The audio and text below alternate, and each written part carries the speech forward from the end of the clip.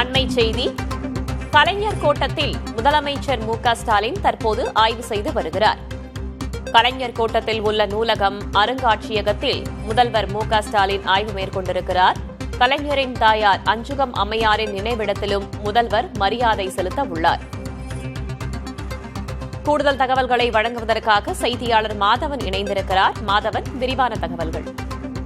வேதவள்ளி, தமிழக முதல்வர் திருவாரூர் மாவட்டத்திற்கு 2 நாள் சுற்றுப்பயணமாக கட்சி நிகழ்ச்சி மற்றும் அரசு நிகழ்ச்சி ஆகிய 2 நிகழ்ச்சிகளுக்காகவும் சுற்றுப்பயணமாக இன்று வருகை தந்துள்ளார்.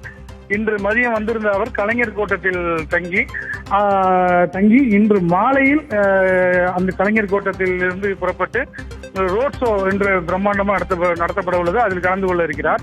இன்று கலைஞர் கோட்டத்தில் கலைஞர் கோட்டம் அமைந்துள்ள இடத்தில் உள்ள கலைஞர் கோட்டத்தில் உள்ள நூலகம், அருங்காட்சியம் முதலானவற்றை முதல்வரும் அமைச்சர்களும் பார்வையிட்டார்கள்.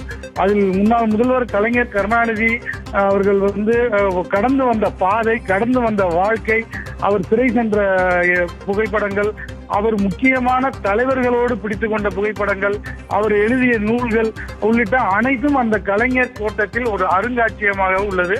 மேலும் பிரம்மாண்ட நூலகமும் உள்ளே அமைக்கப்பட்டுள்ளது. அந்த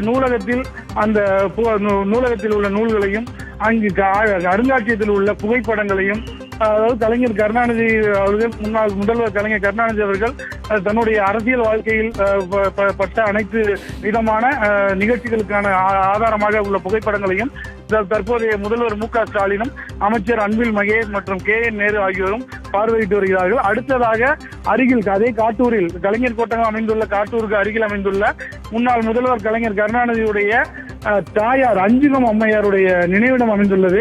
அந்த நினைவிடத்திற்கு சென்று மரியாதை செலுத்த உள்ளார். அதன் பிறகு துர்காலயா ரோட்டில் இருந்து ரோட் ஷோ நடைபெற உள்ளது.